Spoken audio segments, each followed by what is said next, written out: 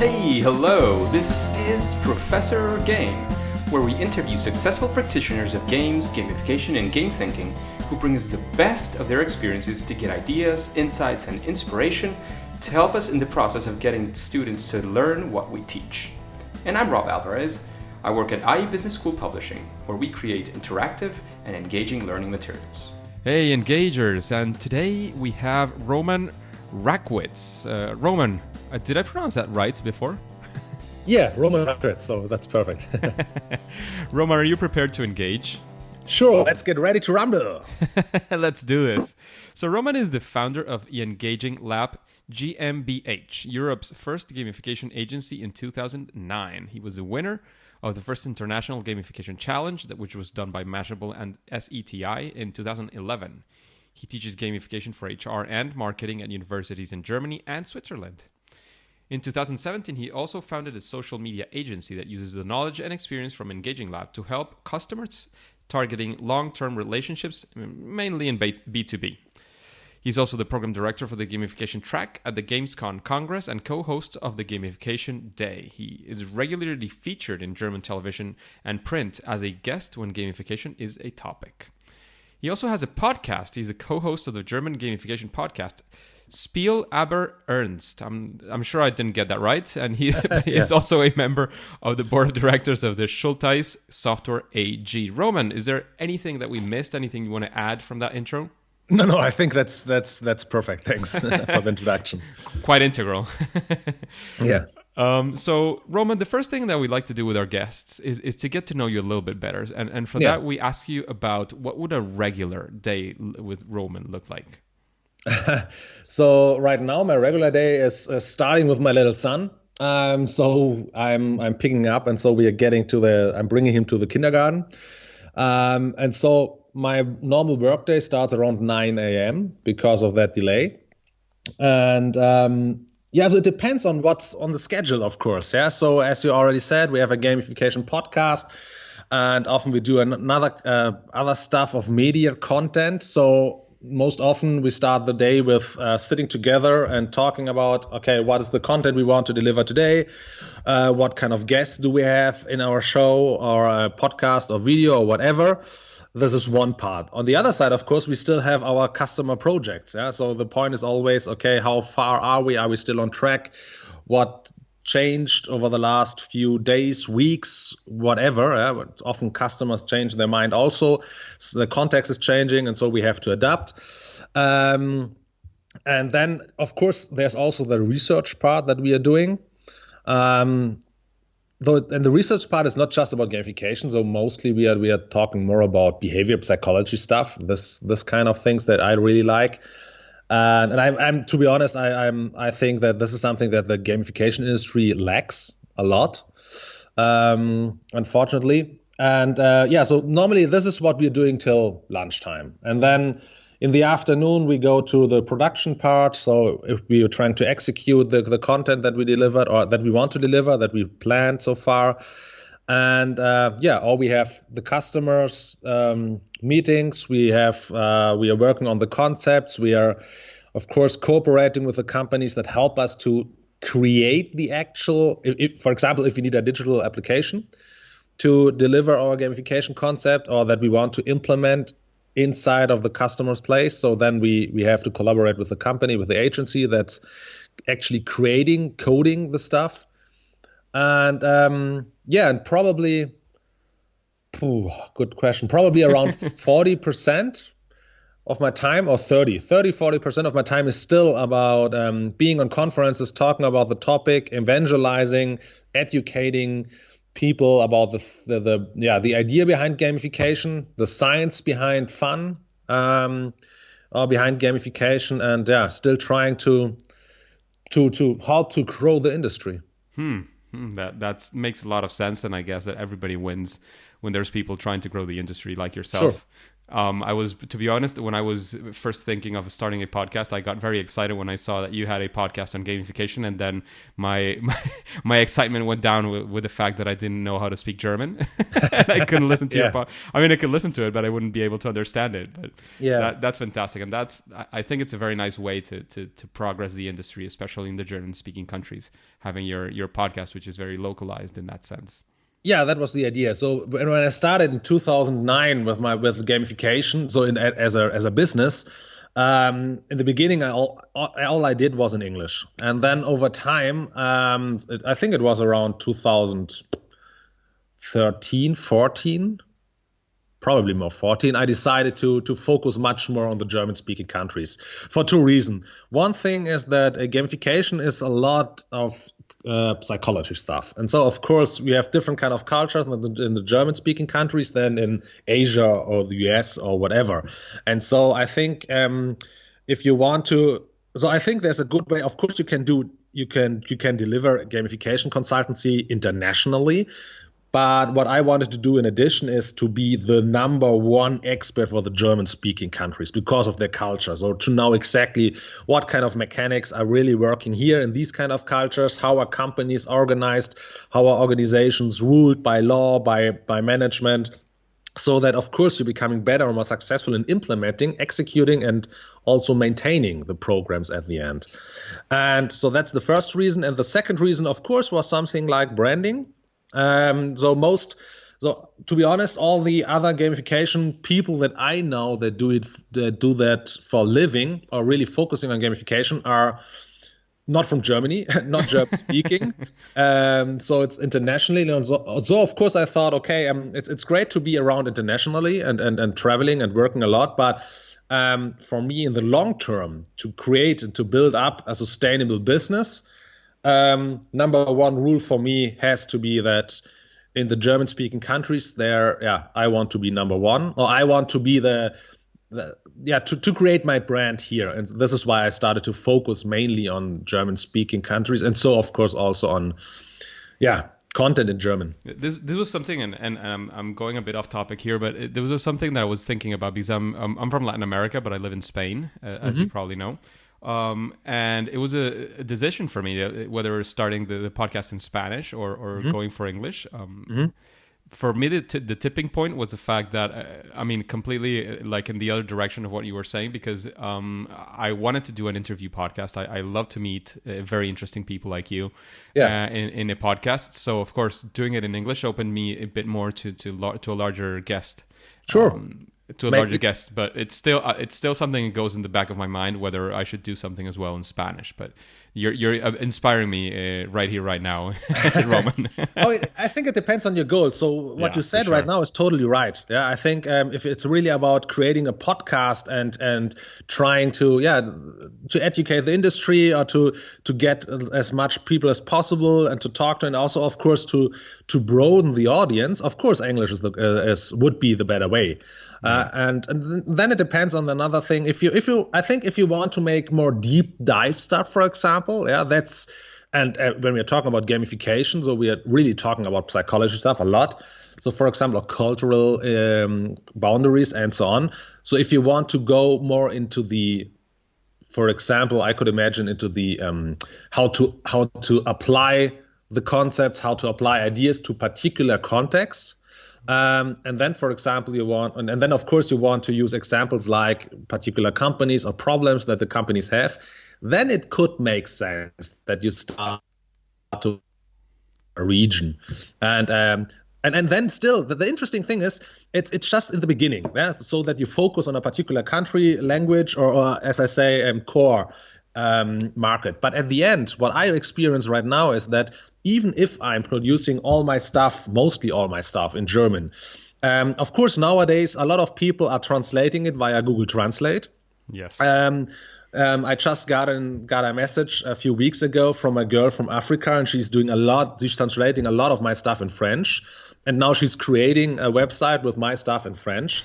And so just doing it in German is not a real problem anymore. This is one thing. So the boundaries for others, for other languages are going down to listen to German content. And of course, that's true for every kind of language. And the other thing is that, and this is really funny, that a lot of companies internationally are coming to me and they say, hey, if you can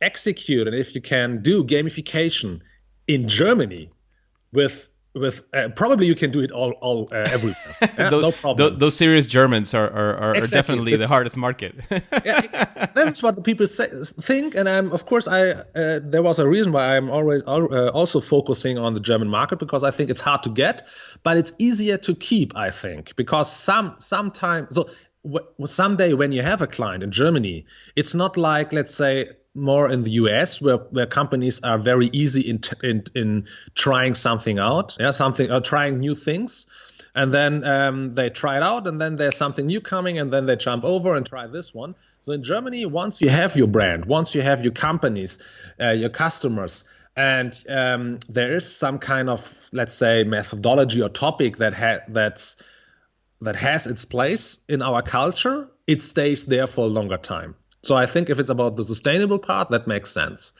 And another reason, of course, is why people are thinking that if you can do it in Germany, you can do it everywhere. Is, for example, is about our laws or our unions. Yeah? So if you can handle the unions inside the organizations, or if you can handle gamification, even if we have these, or also that we have these data security laws that are very strict. It can't. The only thing that's happening in another country is that it's easier. That's fantastic. And now I want to make a shift, Roman, from all that success that you were having, and I know you're collecting a lot of it. But I want to go to a different time, a time when you ran into what I would like to call your favorite failure, a time when somebody went wrong and it led you perhaps to a greater learning, or even led you to future success. Can you tell us that story, Roman? You don't have to name any names. Nobody has to feel bad about it. No, it's totally fine. I think I'm also teaching entrepreneurship, and I love to be an entrepreneur, and so it's all about failure. So that's only progress, so no problem with that. And I think the best example that I can give here is, at the same time, like you have said it in the ad, also my biggest success. It became my biggest success later, and it was a company. It's also located here in Germany and here in Munich. And it's a company that wanted to create software for restaurants. So they wanted to target the problems of high fluctuation of employees, how to help them to get more self-educated, and how to create an environment that makes it easier for them to collaborate, and all this kind of stuff. And so the biggest advantage in the first part was that I'm doing gamification for over 10 years now, and this is up to today, or until today, it's the only customer that I have that has not already created some kind of project or product or service and then is approaching me and says, hey, we have done that. Now please add something fun to that, or add a layer of gamification to that. That's always a problem and always difficult, because to be honest, a broken or a very boring activity gamified is most often still boring.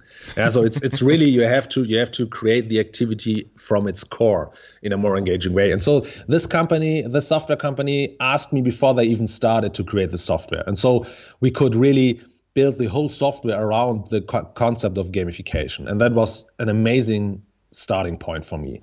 And then so I really got deep into the stuff. I was at the restaurants that already confirmed that they will be with us from the beginning, so they will do the beta testing and everything. So I was with them, I worked with them, I walked with them, and with the people there. And then so we created the gamification concept, totally focused on the waiters and on the barkeepers and on the shift managers. I don't know how to say that. Yep. Yeah, it's right. Okay, and so we introduced that, we implemented it. So it was like a reverse engineering part. So it's so we did MVP. We put it out. We learned. We adjusted, and so. And it's like an agile development. And so I was very proud about the concept because I really focused only on intrinsic gamification. So all my philosophy in gamification is against extrinsic motivation, so against points and badges as a reward, against leaderboards, because I really believe that if you create a great activity, you don't need that stuff anymore. Of course, you can use points as some kind of feedback system or currency or whatever, but it's never the reward at the end for doing something.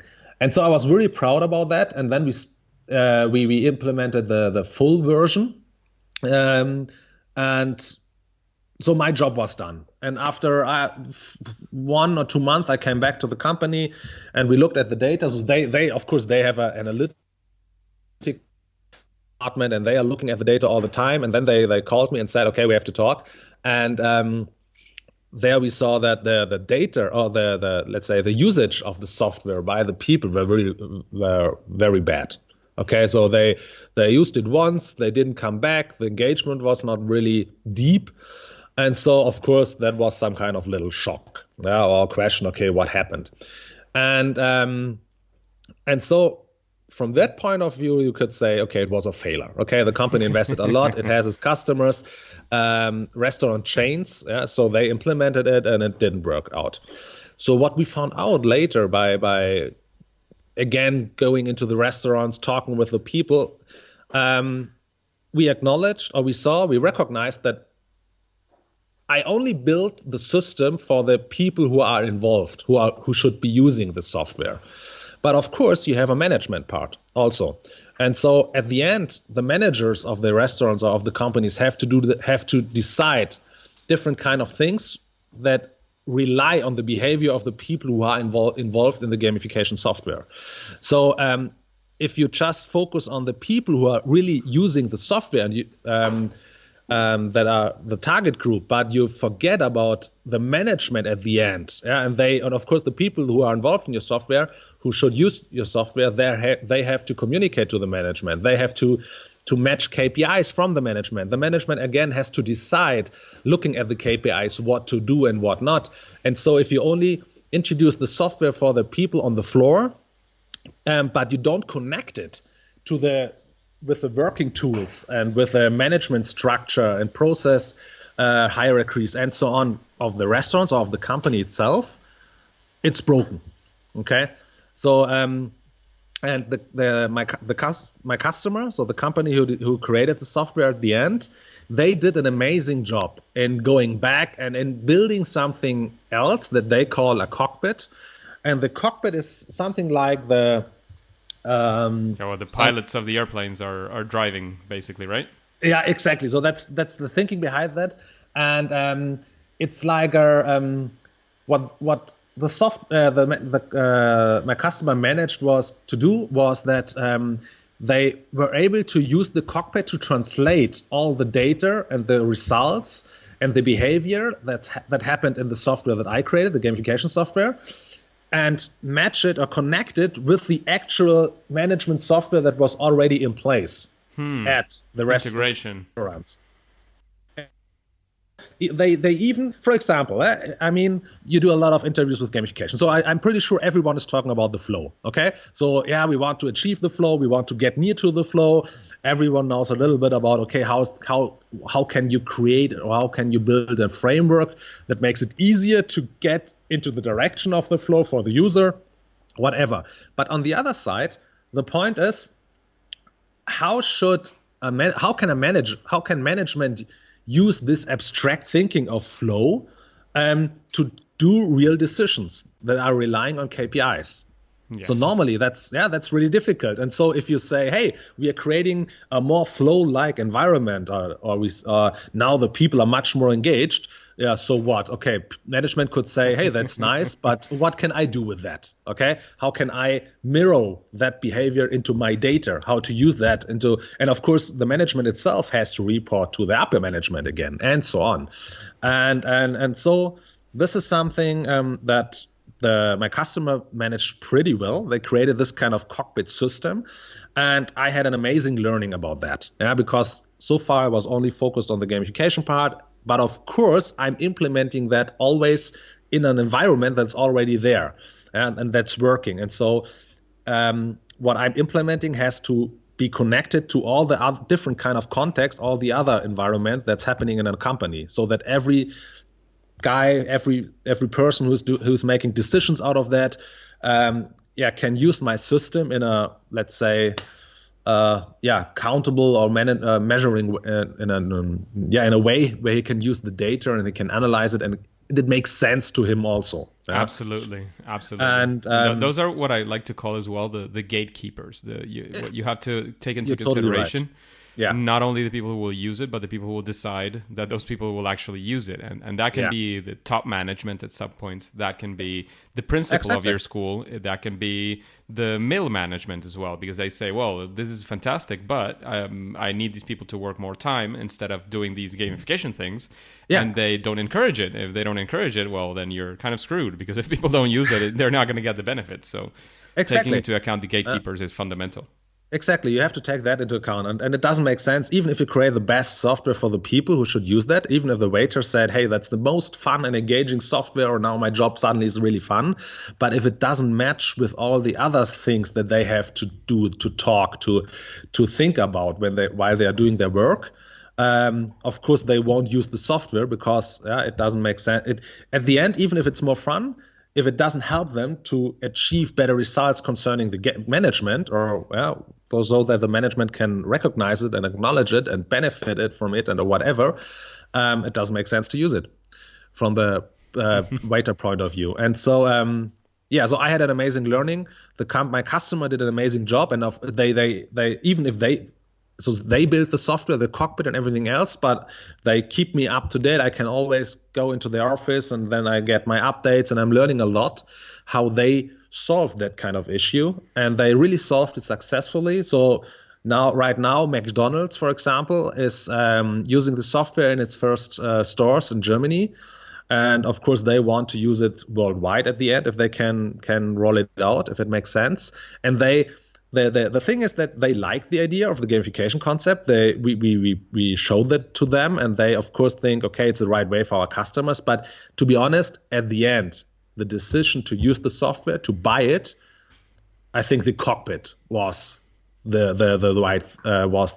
one, let's say, little trigger that at the end said, okay, now it's not just that, it's something, now we can implement it. It makes sense. We can connect it to our own data.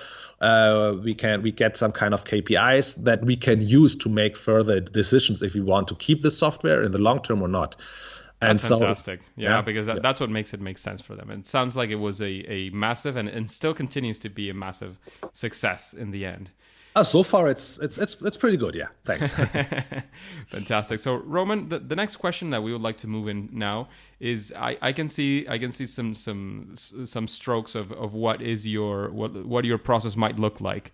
But can you run us through what kind of process do you do when you're creating a gamified solution for your clients? What are maybe the steps that you take when you're creating these solutions? So in the beginning, first of all, we are always asking the customer 3 questions. So the first question is it learnable? So the thing is, if you want to gamify an activity, it has to be learnable, where you can become better, where you can achieve progress. Okay, because if you think about it, games, sports, hobbies, so everything that we are doing voluntarily has to be is defined by a challenge that you have to overcome. And you want a problem that you have to solve, and you have to solve it by your own strategy, how you use resources, what kind of skills you're developing, and so on. And so, to be honest, even if most of the demand for gamification right now is coming from often from industries where they want to gamify really, really repetitive and boring tasks. The point is, I think if you have a task at place that's only repetitive and where there's only one perfect way to solve it, so the most efficient way, I don't think that you can gamify it. You can make it perhaps a little bit more entertaining, but most often that's distracting at the same time, and that's not following the 100% efficiency rule.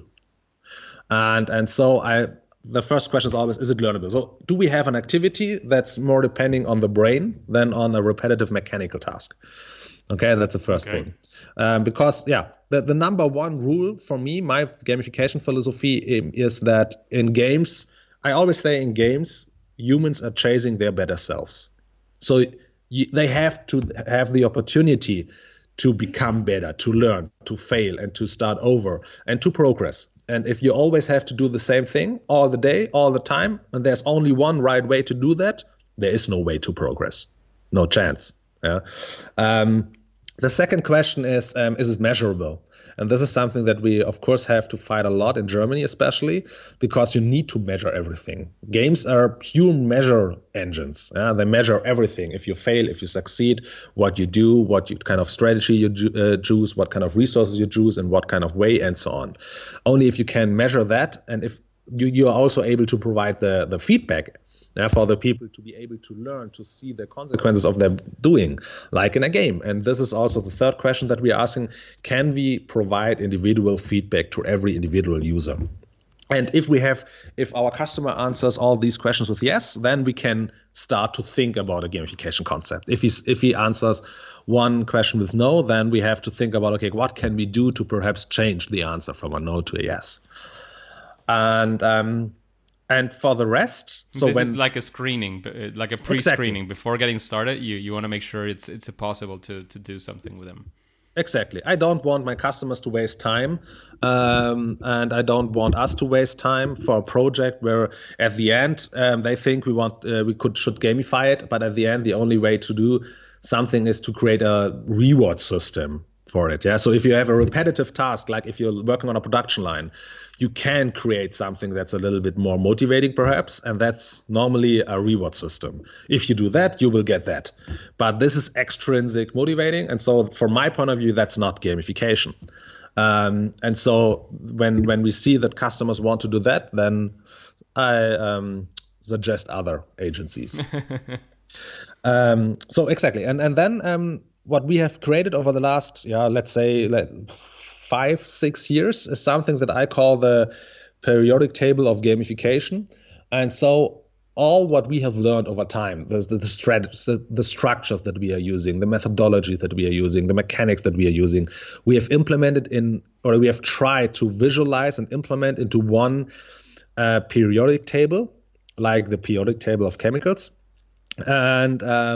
And so this is now some kind of, let's say, framework that we use internally to have some kind of roadmap where we get started. What are the first questions we ask? What are the first conditions that we have to work on so that we can provide the right environment for a gamified system to be implemented?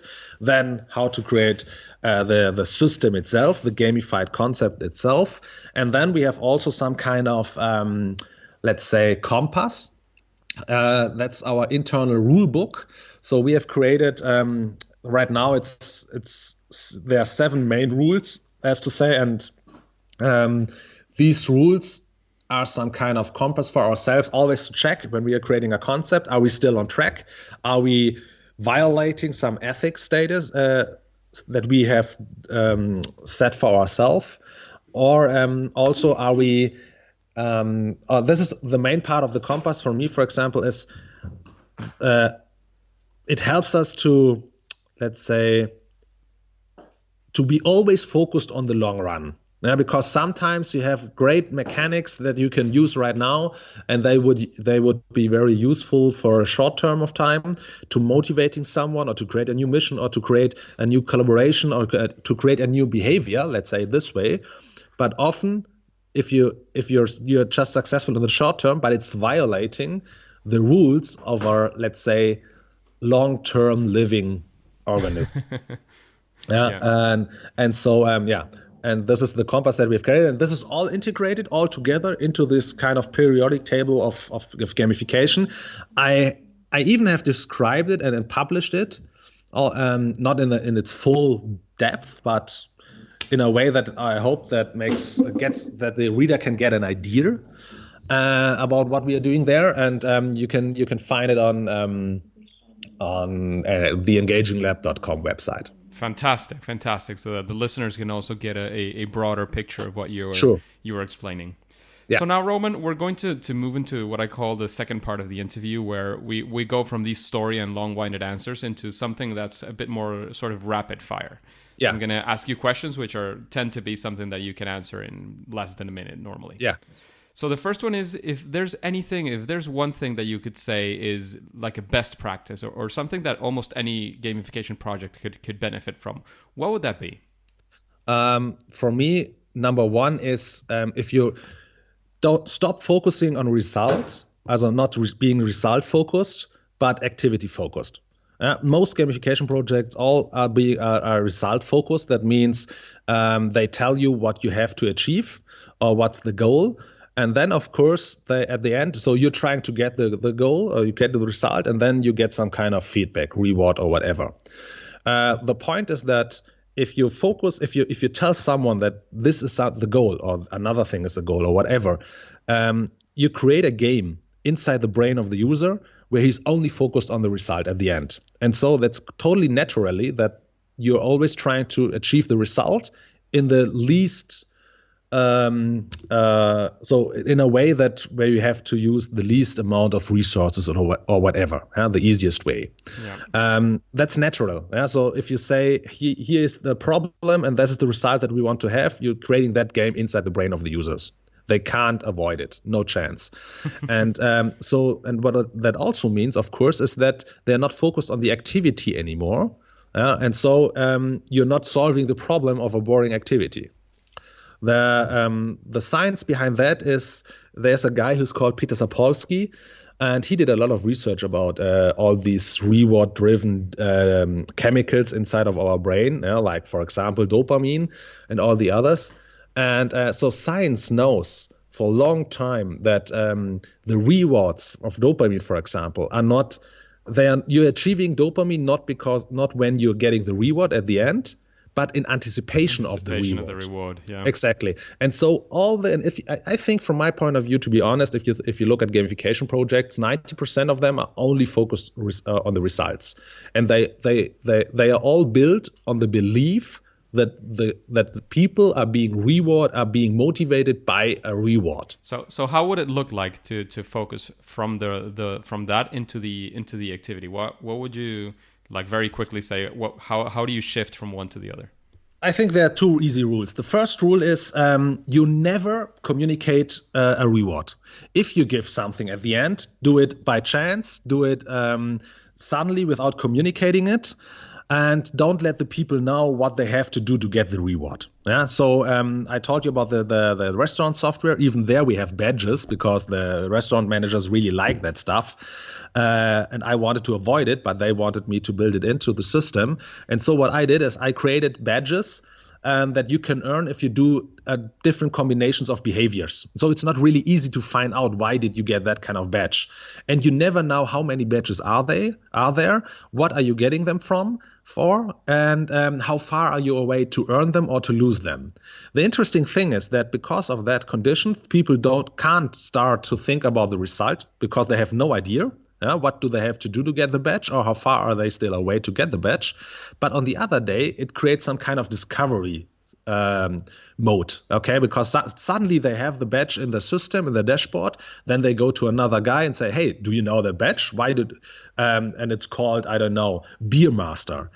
So, okay, probably we got it because we sold a lot of beer. Okay, do you have it too? No, I don't have it. I have the Cake Master. Okay, how do you get that? Or what? And so the people are starting to talk to each other and to try to find out how to get it, how to lose it, and so on. And so it creates some kind of more excitement around a badge. Yeah, but they are not really focused on the result. That's the first thing.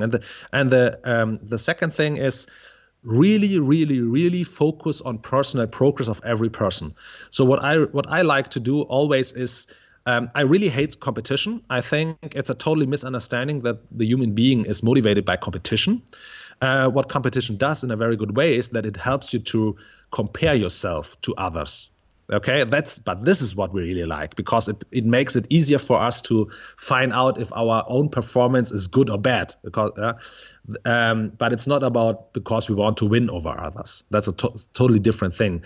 But what I really like to build into my systems is the competition against yourself, your former self. And by doing that, by showing the people, because of the dashboard, because of data, what they did yesterday and how they do today, for example, they can see, did they progress in a way that's important for them or not? And so they are because there is no result at the end, there is no reward at the end, there's only the progress or or not a progress, whatever, from your yesterday ego, for example, so from your former self. This is when people start to focus on the activity much more. That makes a lot of sense, and thank you for that, Roman. The next question would be, what is your favorite game? Video game or board game? Whichever you prefer. Okay, let me take both. Board game it's the Settler of Catan. Okay. And video game, it's still Command and Conquer. This is the game I grew up with in a boarding school. And yeah, so it's still my favorite one. Yeah, classics are sticky for sure. Yeah. Roman, is there somebody that you would like to listen to interviewed in a podcast like Professor Game? Oh, sure. I think that. Do you know Sir Ken Robinson? Nope, I don't. He has done one of the most famous TED Talks, and he has written books and giving a lot of talks, and he talks a lot about how the human being learns. And I think that despite all the stuff about game design, the visuals, the storytelling, and whatever, at the end, every game is about learning. And so I think that if the gamification industry really would become better in knowing about how the human being learns, how do you create curiosity, for example, to find out solutions, and so on, and how to help people to progress within their own learning curve. I think if people would know more about that, they would natively create better gamification solutions. Yeah, that's makes a lot of sense then as well. We tend to focus a lot on learning and education in this podcast, so that would make even more sense to have this person. If you have any contact with him, I'll ask you at the end of the interview to see if we can have him relatively soon enough. Okay, cool. So Roman, what book would you, if there was one book that you would like to recommend to the engagers, what book would that be and why?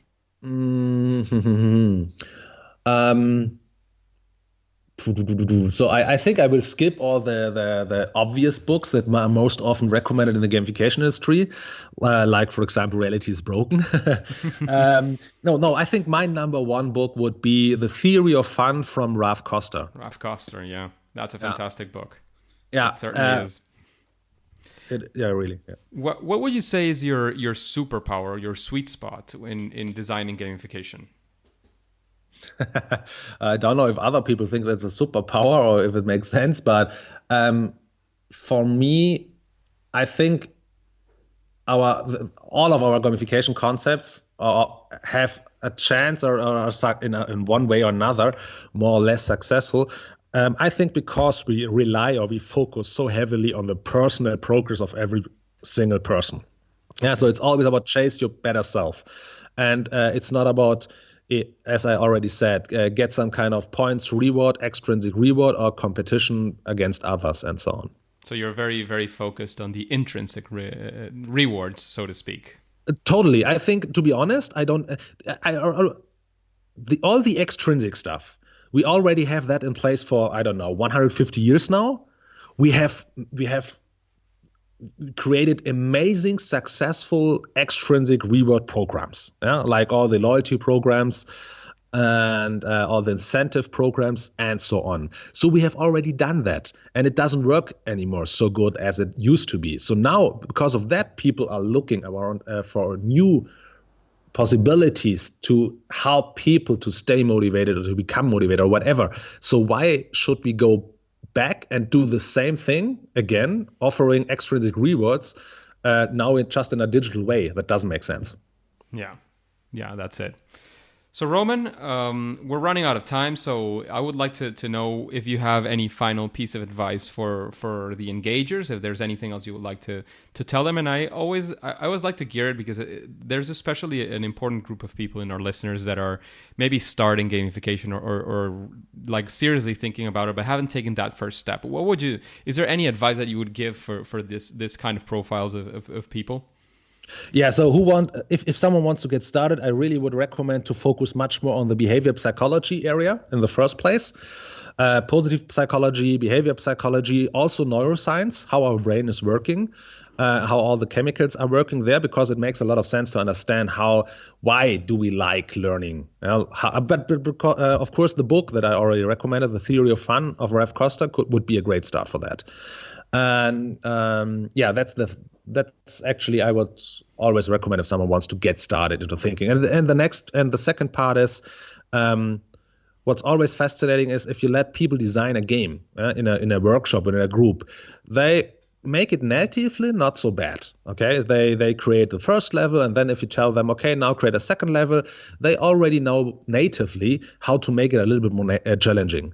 But suddenly, if you say, okay, now do it in a business context, they seem to lose this kind of native possibility to design games, and suddenly think, okay, now the human being is a homo economicus, and he's only being motivated by incentives and bonus and money and rewards, and not by challenge anymore. Like they already did it in games when they created the second level, for example. There they know that it's about the challenge that keeps you playing.